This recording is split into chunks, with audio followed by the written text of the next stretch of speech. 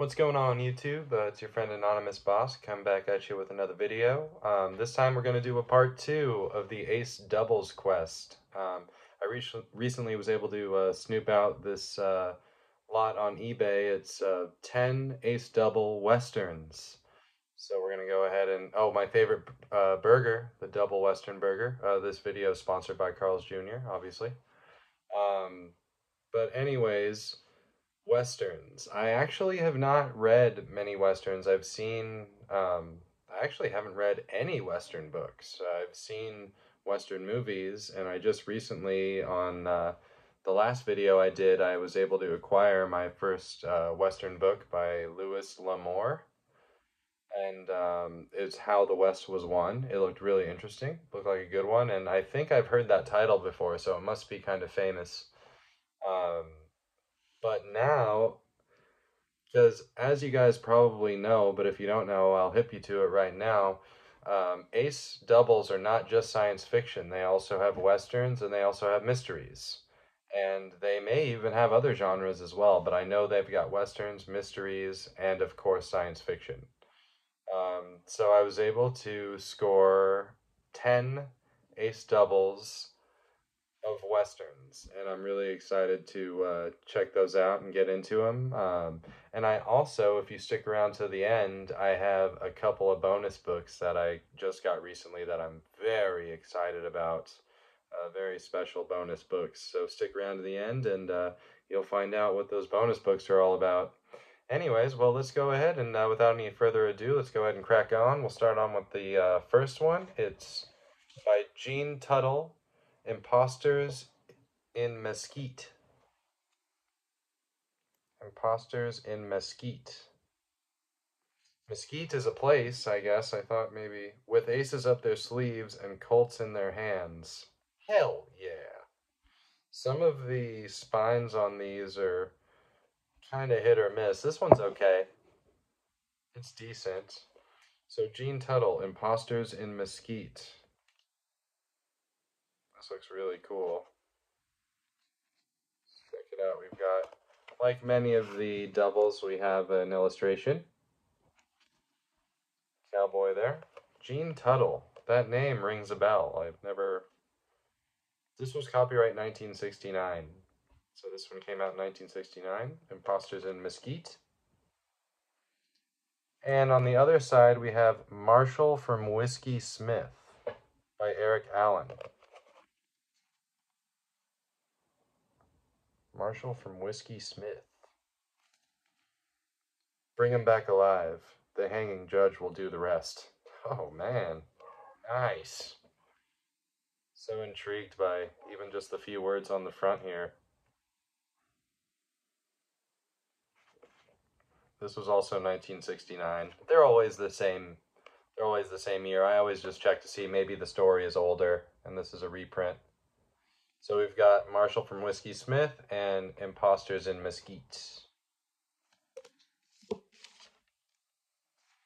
Next we have A Badge for a Bad Man, or A Bad Man, by Brian Wynn. Bad man is one word. Badman. Badge for a Badman. Is that a cowboy thing? I don't know. A Marshall Jeremy Six novel. So Marshall Jeremy Six, maybe he's like a cowboy hero, kind of like Eric John Stark or Jarek Cornelius. The border was ablaze, yet only gunfire could put it out. Only gunfire is going to work to put out that fire. This one's got a small tear in it. I just noticed when I tried to open it up. The quality of these, not great, but they're really cool still. First couple of pages are torn. This is from 1967. And then on the other side we have Devil's Butte by Ray Hogan.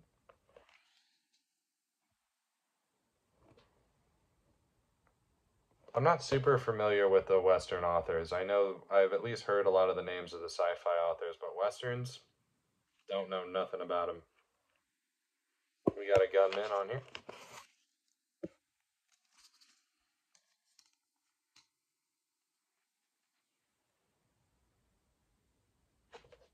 Devil's Butte. And on the other side, A Badge for a Badman. that dude. Badge for a badman.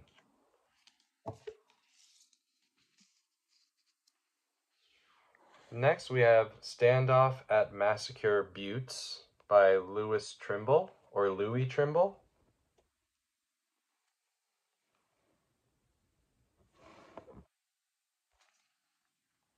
My gun says I own this land. Whoa, alright. 50 cents originally. The pages on this are. I know one of the books has a page or two torn, or a page or two that had fallen out, but they're still there. I don't think it's this one. This one, look at that spine. Beautiful. Beautiful. Well, it's still really, really cool. It's all about the stories inside, anyways. Louis Trimble, 1967. I'm guessing the other one's from 1967 as well. It is Echo of a Texas Rifle. Echo of a Texas Rifle. I used to live in Texas. I lived in Austin, Texas. Kyle Hollingshed. Echo of a Texas Rifle. 1967. One more look at that great spine. Echo of a Texas Rifle. The other side is, what is it? Standoff at Massacre Buttes. Alright.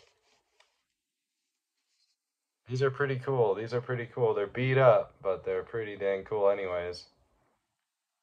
Jernigan by John Callahan. That's our next one. Jernigan. Dude on the stagecoach. He could handle the wildest horses, but untamed Texans were a different story. Oh no, untamed Texans?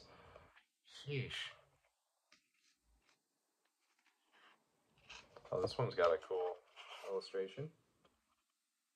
They all do. They all have illustrations. If I see ones that catch my eye, I'll show you. This is from 1968. And on the other side, we have West to the Pesos. West to the Pesos or the Pecos? I don't know. Is that how you spell pesos? Like a Mexican peso? No, I think it's with an S.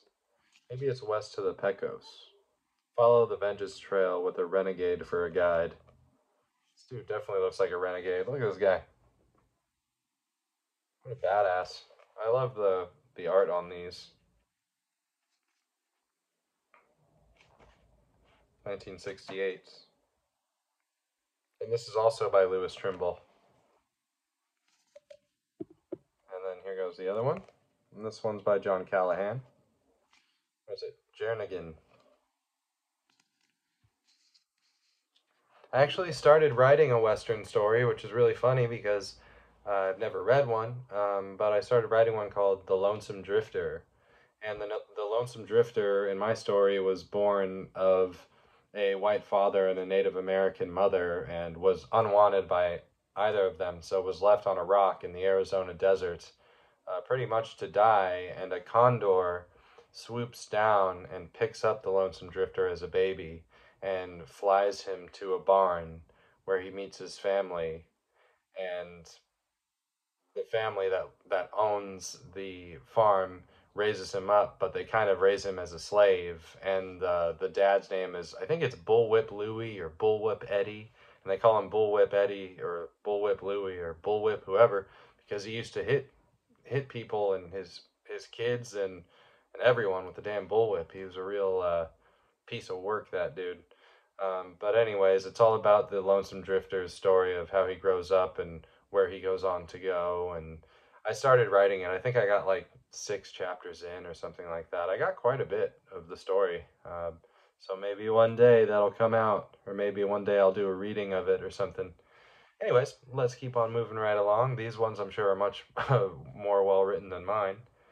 This is Rogue's Rendezvous by Nelson Nye.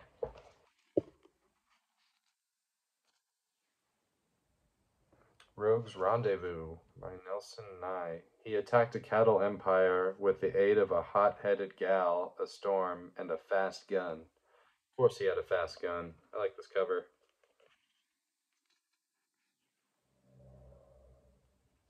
A lot of these have really neat... I mean, I want to show you them all. I probably don't have time to show them all, but... This video would be like an hour, but that one looks really cool. And then on the other side, we have Gun Feud at Tie Down, also by Nelson Nye.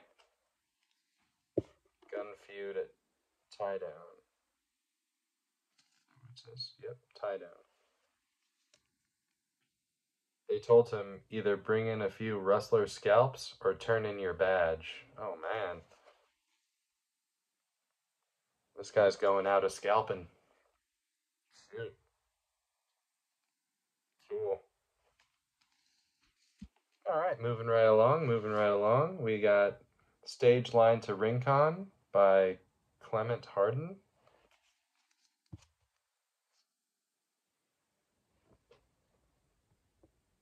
Stage Line to Rincon.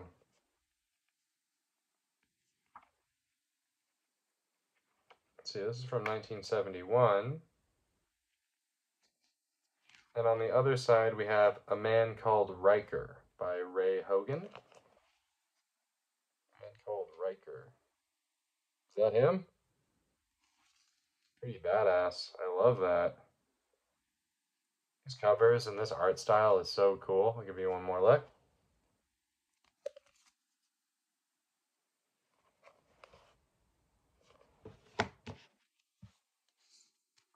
And we got the next one we got is William Vance, No Man's Brand. No Man's Brand. He wouldn't rest until he found the killer. He's smoking a cigarette and freaking got his gun holster off to the side. That's so cool. This one's from 1967. It's the second Ace printing, though, from 1972. And on the other side, we have Two Pistols South of Deadwood by Merle Constiner. Merle Constiner?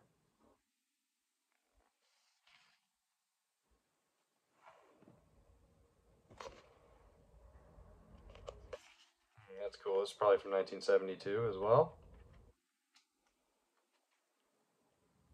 Yep, it was originally from 1967, and this is the second Ace printing from 1972. No illustration. No, that's weird. Usually they all got illustrations. Let's see what we got next. We got The Blood Rock Valley War by Ray Hogan.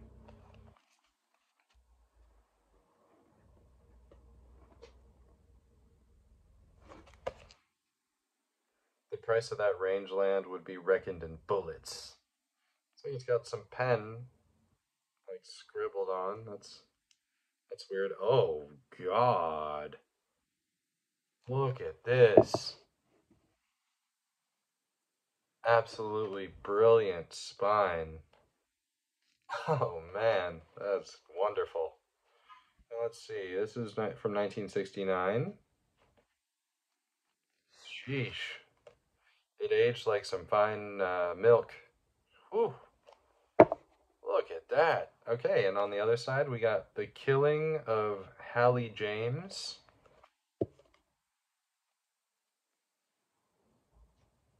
It doesn't even matter though. It's not going to look great on the shelf, but I mean, these are still so damn cool. Rob a train, steal my share, frame me for jail. That's nothing, but kill my gal, and I'll see you in hell for it. Ooh, nice. Killing of Hallie James. On the other side, we got the Blood Rock Valley War.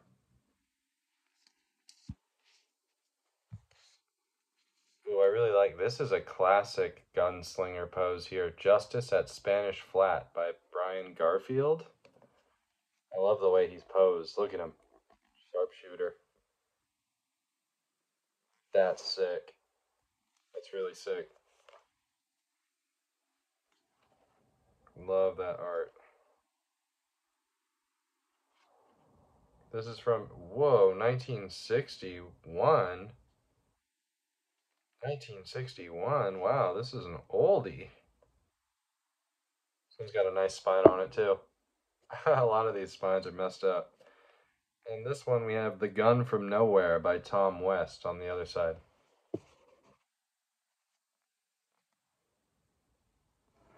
The Gun from Nowhere. This one's an oldie, man. 1961. Wow. Even just handling these a little bit, I'm like kind of getting dust and flakes on me. Yeah, they're a little bit old, a little bit tattered, but that's cool. That's cool. We like it. We like it.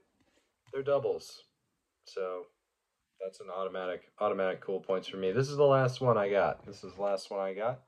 First one is Last Stage to Gomorrah by Barry Cord.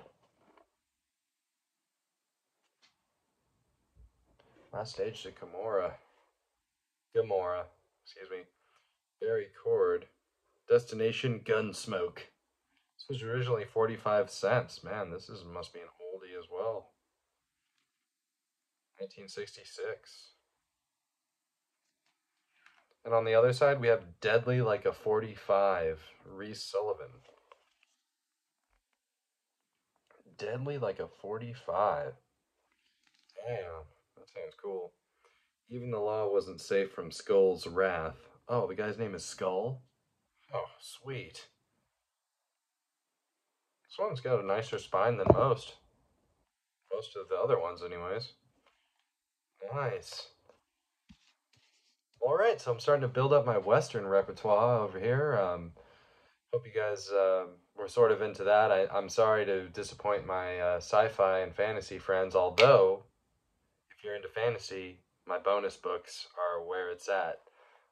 Got a couple really cool fantasy books for you guys. So now we're on to the bonus territory. The first one I got is the third book of the rune staff that I have acquired, third in order. It's actually the fourth book in the series. It's called The Rune Staff by Michael Moorcock. This copy, I mean, the spine is really nice on that. Pretty nice yellow. I mean, it doesn't pop super hard, but there goes the back. So I'm really excited to start reading the series. I already have the first one, the third one, and now this is the fourth one. And spoiler alert, I got the second one on the way. It's just not here yet. So I can't wait to get into this. The Rune Staff. So these were originally written in the 60s, and then he revised them in 1977. So I'm guessing that this is the same as the others. The copyright on this is 1969. And it was revised by the author in 1977. So I don't know. It has a 4 on the number line here. This is a DAW book. DAW, yeah. And okay, it's got book 1, book 2, and book 3. So there's 3 books in this one book. So that's gonna be epic. It's gonna be really epic. I need to read a few before I get to this one. Here it goes again. The Rune Staff. It's a really nice copy here. Very nice one. I'm happy. My other 2 Runestaff series books. What are they? The Jewel and the Skull, and the Sword of the Dawn. They're in pretty poor shape, but I'm still happy. Really happy I have those. And now for the main event. So for the last one I'm going to show you guys today, this is 3 books in one box, and they all go together. And I was really, really excited and happy to get this. Actually, I was able to get it for a really, really decent price, a lot lower than it normally goes for, and that's going to be Ursula K. Le Guin, Earthsea. The Earthsea trilogy. Look at that. Just beautiful work. And look at this. On the back as well. So I've read Wizard of Earthsea. I have a different copy of Wizard of Earthsea that I'll probably get rid of now. I mean, I'll just sell it to the bookstore. There's really no point in having that when I have these super cool ones here. The one I have is okay. You know, it was a little taller than a regular paperback. And but anyway, so this got 3 books in it. 3 books in it. It's got The Wizard of Earthsea, The Tombs of Atuan, and The Farthest Shore. So here we go. Put that box right there. I'm going to try doing this for you guys because it's really cool how they sort of... This one, and this one. I believe it goes kind of like that. Isn't that sick? they all line up and the waves go into each other, and you can, I don't know, I just love how they're all together. And I guess while we're doing that, we can flip them around too. So, and we'll show you the fronts of them together, all together. The fronts do the same thing. Look at how cool. When I saw this and like kind of first realized it was a thing, I was really excited and I was like, I need to get one of those. And so, there were a few of them that were, you know, I would have bought them if I had unlimited money, but I don't got unlimited money, so it was a little bit too pricey for me. And then I found there was an auction and one other person bid on it and I bid a little higher, and it went for days, and the other person I guess just never bid on it again, and so I was able to get it for a good deal. So there's three books, of course, in the Earthsea trilogy. There's three books. I know I'm a scholar and a gentleman, a ladies scholar and a gentleman. Anyways, Wizard of Earthsea is the first one. And there goes the cover for that. It's the same as the as the box. The box pops a little bit more though. That box looks really nice. So this is the first one in the Earthsea trilogy.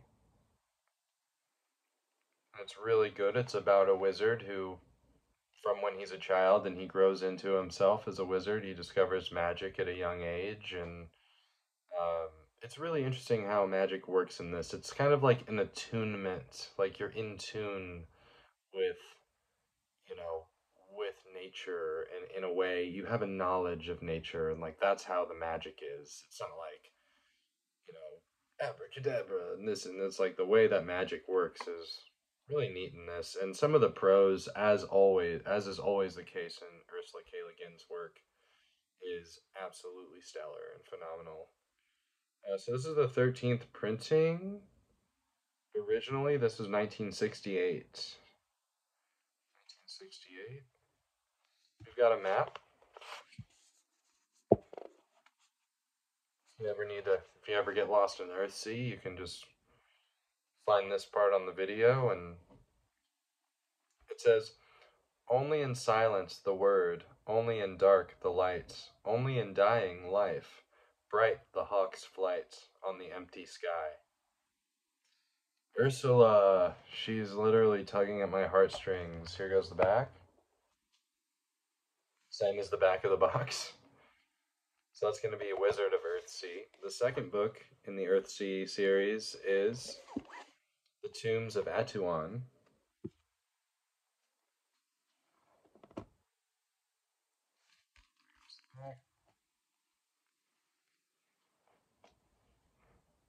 So let's see when this one was from. This one's got a map as well. Just in case you ever get lost in the Tombs of Atuan, you can check out this video and hit pause. I'm sure you'll have great reception in there. Did I miss the copyright page? Yeah, I did. This is the 13th printing, and the copyright's 1970 on this. Tombs of Atuan. And last but not least, we have The Farthest Shore. This one's got a nice dragon on there.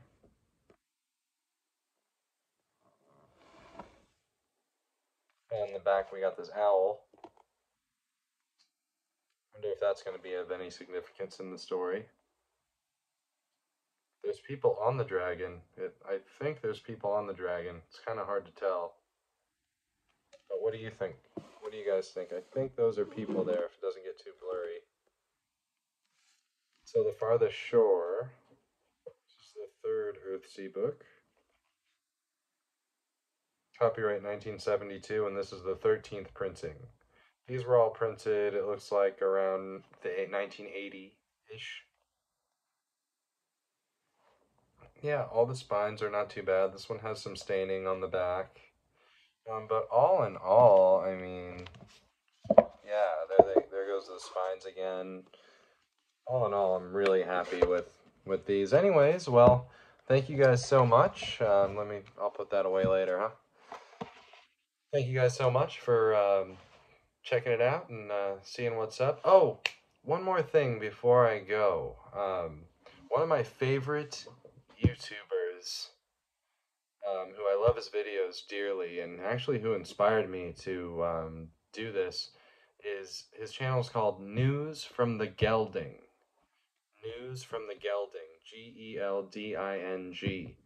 And he's a really, really great, you know, book reviewer, unboxer, book talker. He's an artist as well. He lives over the pond in England, and anyways, he really kind of inspired me to want to do these sorts of videos. So if you're hanging around on YouTube, if you're liking these, you're really gonna like his videos. News from the Gelding. Anyways, check him out, and yeah, and with that, that's going to do it for me today. We're a couple days away from Christmas, so hope you guys are going to have a very Merry Christmas. And yeah, we'll catch you on the next one. Peace.